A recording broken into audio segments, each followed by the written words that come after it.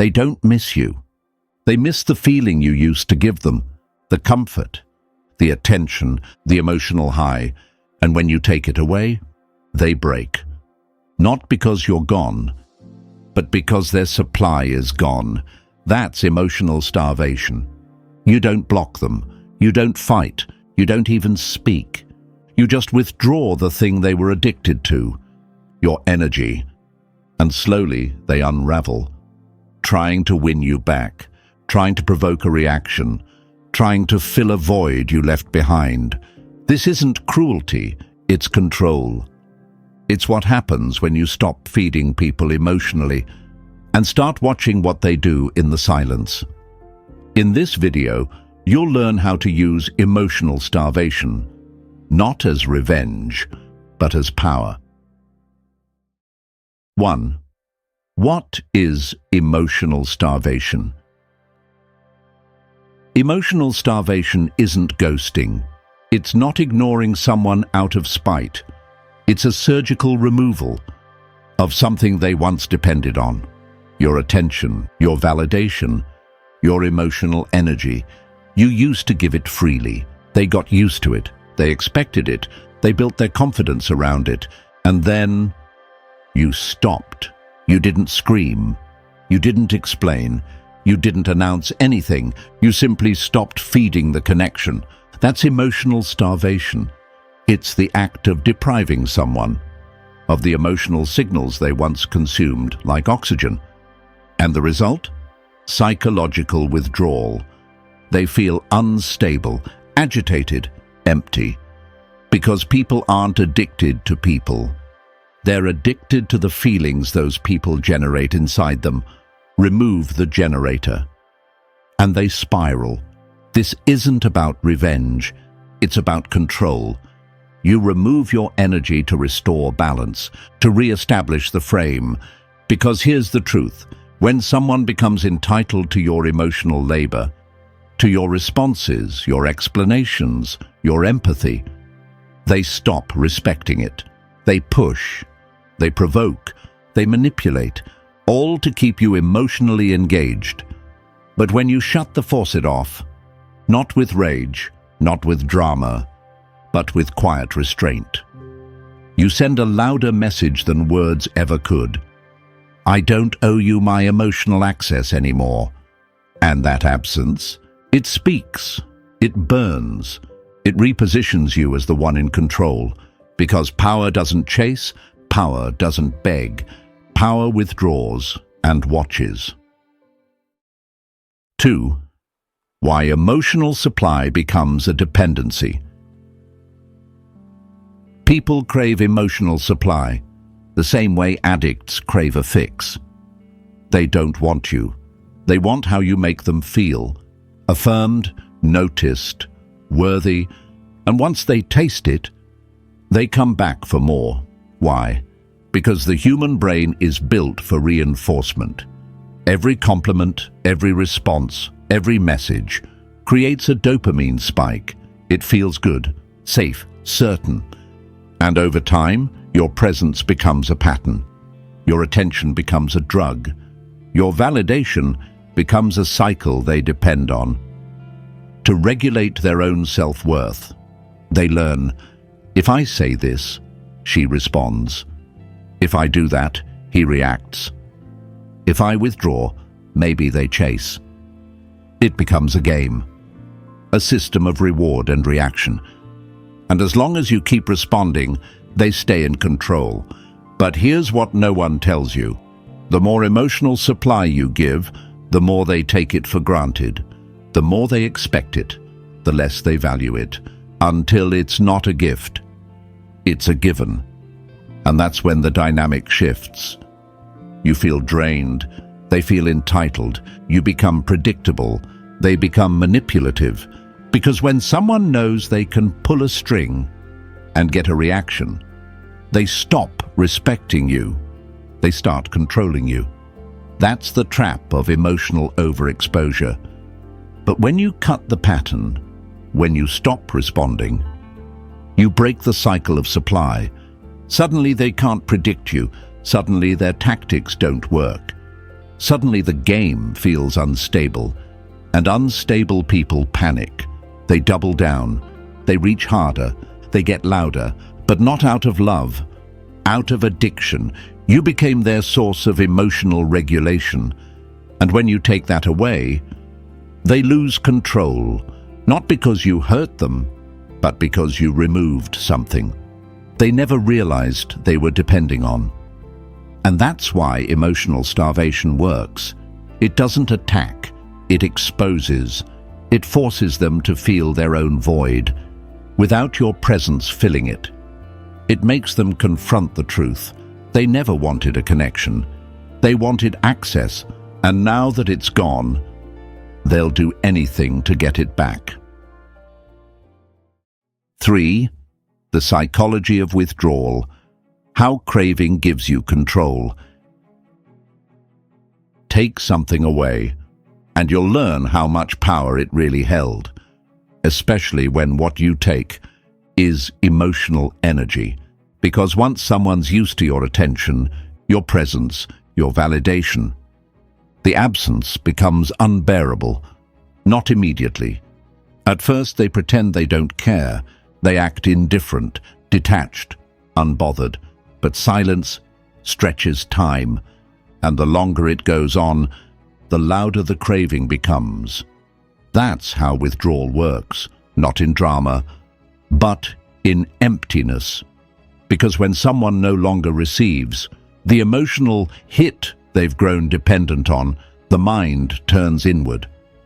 They start overthinking. What happened?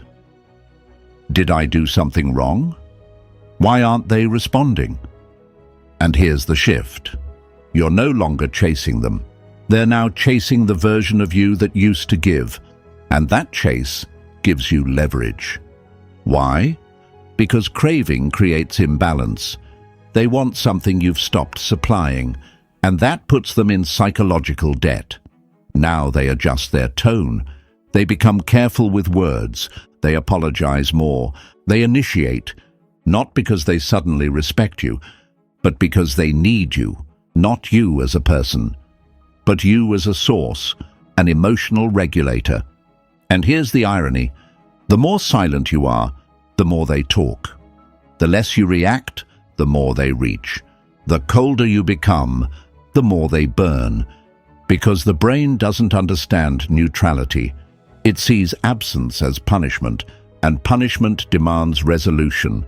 They'll try anything to restore the old pattern. Nice texts, guilt trips, fake vulnerability, even anger. But it's all the same game. Please give me what you used to. And when you don't, when you hold the void open just long enough, they break their own composure. They reveal what they're truly afraid of. Not losing you, losing what you represented. This is why withdrawal is so powerful. You don't attack, you don't defend, you don't chase, you simply remove. And in that removal, you flip the dynamic. From giver to gatekeeper, from predictable to powerful, and they'll never look at you the same again. 4. How to use it strategically without becoming toxic. Emotional starvation is not cruelty.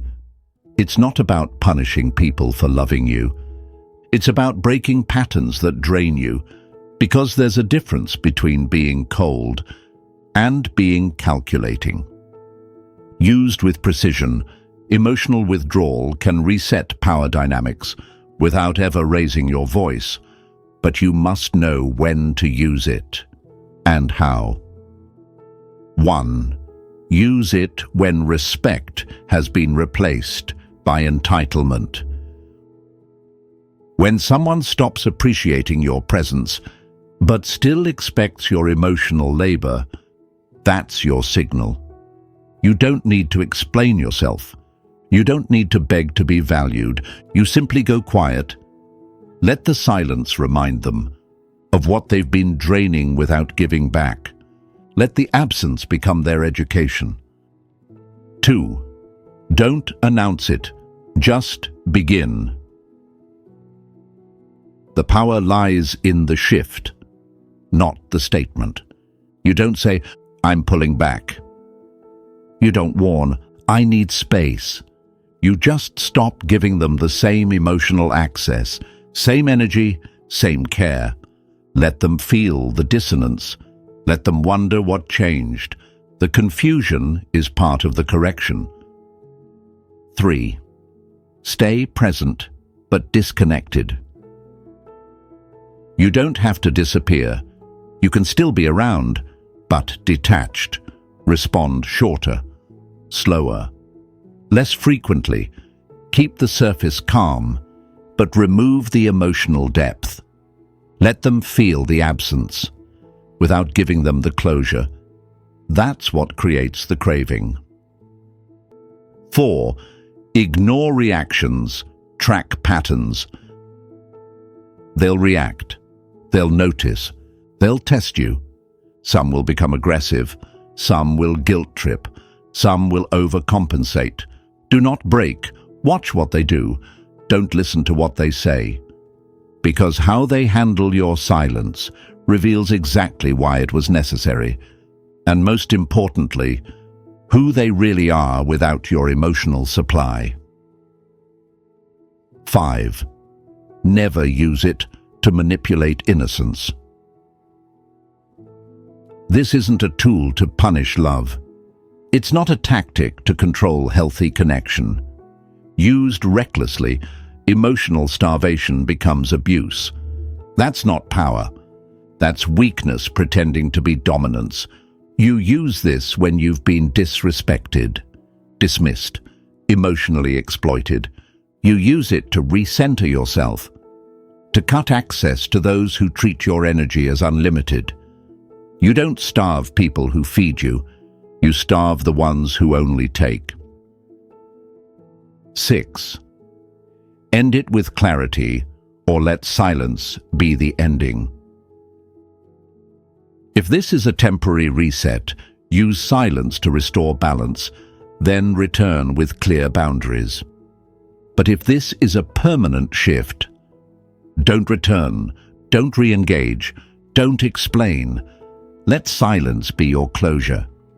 Let distance become the answer, because not every disconnect needs a conversation. Some just need to stay disconnected. You are not heartless. You are disciplined. You're no longer responding to chaos. Just to keep the peace. You're reclaiming the emotional leverage. You gave away too freely. And the silence they feel? That's not punishment. That's freedom, returning to its rightful owner. 5. Maintaining control through emotional scarcity. Once you've created the craving, don't rush to feed it again. Control isn't about constant withdrawal. It's about strategic scarcity. Because power comes not from total silence, but from knowing when to offer and when to withhold. 1. Keep the access limited, not predictable. People don't value what they can predict. They crave what's inconsistent, what keeps them guessing. So don't give them full access again. Don't go back to overgiving. Reappear just enough to keep their hope alive. Then disappear again. This on and off rhythm creates obsession. It turns your presence into a reward and your absence into punishment. You become the variable they can't solve. And in their mind, that makes you powerful. 2. Respond. With minimal emotion, maximum intent. Don't return with warmth. Return with control. Speak less. Feel less. Reveal nothing. Let every word feel earned. Let every moment with you feel uncertain.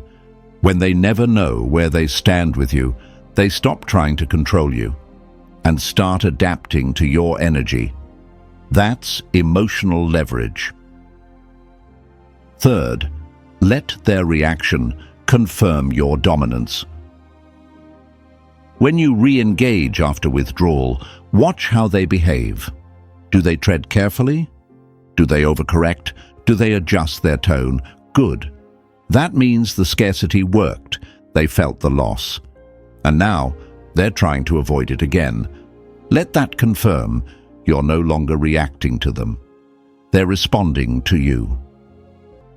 4. Control the ending before they regain balance.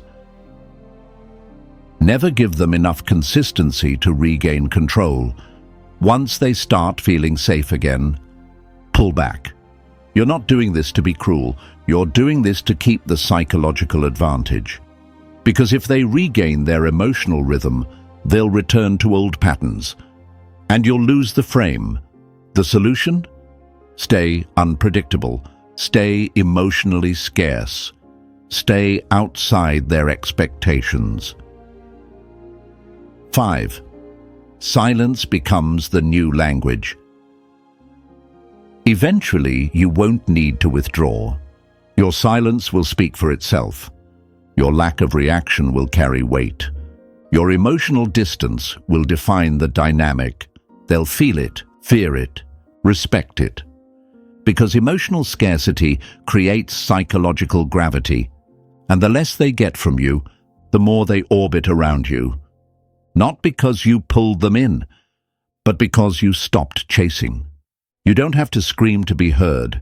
You don't have to chase to be valued. You don't have to explain to be understood. All you have to do is stop feeding what no longer serves you. Emotional starvation isn't punishment, it's a recalibration. A reminder that your energy is a resource, not an obligation. And once you learn to pull it back with precision, people change.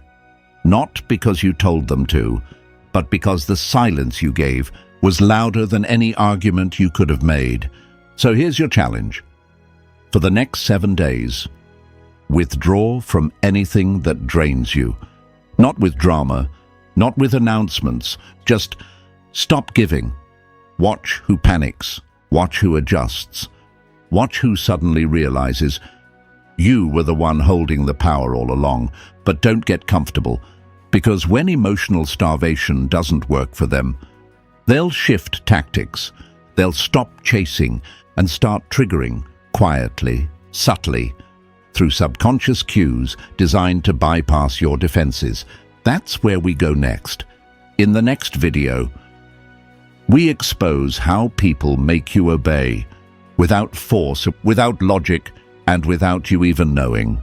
It's called subconscious triggers.